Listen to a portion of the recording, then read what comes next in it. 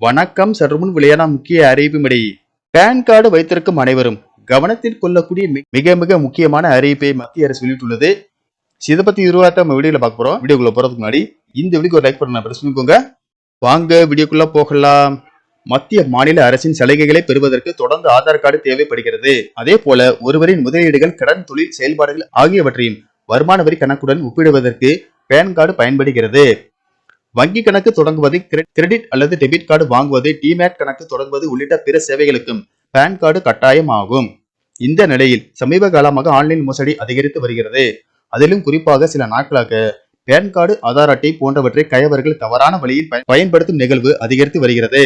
நம்முடைய பேன் கார்டுகள் திருடப்பட்டு வங்கிகளின் மொபைல் மூலமாக கடன் வாங்கப்படுகிறது. இதில் அதிர்ச்சி என்னவென்றால், பேன் கார்டு உரிமையாளர்களுக்கு தாங்கள் கடன் வாங்கியதே தெரியாது. யாரோ ஒருவர் தகவல்களை திருடி பணத்தை பெற்றுக் கொண்டு மற்றவர் கடனை செலுத்தும் நிலை ஏற்பட்டு விடுகிறது. இந்த மோசடிகளில் நாம் சிக்காமல் இருக்க சில எளிய வழிமுறைகளை கடைபிடித்தாலே போதும். அதை பற்றி இங்கே பார்ப்போம். பேன் கார்டு எண்ணை சமூக வலைதளங்கள் அல்லது பாதுகாப்பற்ற இணையதளங்களில் பகிர்வதை தவிர்க்க வேண்டும். பேன் கார்டு விவரங்களை யாருக்கும் வழங்காமல் பாதுகாப்பாக வைத்திருக்க வேண்டும். தேவையின் போது மட்டுமே பயன்படுத்த வேண்டும். உங்கள் பேன் கார்டின் நகல்களை எங்கு சமர்ப்பித்துள்ளீர்கள் என்பதை கவனத்தில் கொள்ளவும். கிரெடிட் ஸ்கோரை தொடர்ந்து கண்காணிக்கவும். தொலைபேசியில் உங்கள் பேன் விவரங்கள் சேமிக்கப்பட்டிருந்தால் அவற்றை நீக்கவும்.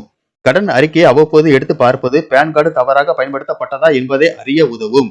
சிபில் அல்லது எக்ஸ்பீரியன் ஆகியவற்றை பயன்படுத்தி கிரெடிட் ரிப்போர்ட்டுகளை பெறலாம். இவை ஆண்டுதோறும் இலவசமாகவே இந்த கிரெடிட் ரிப்போர்ட்டை வழங்குகின்றன.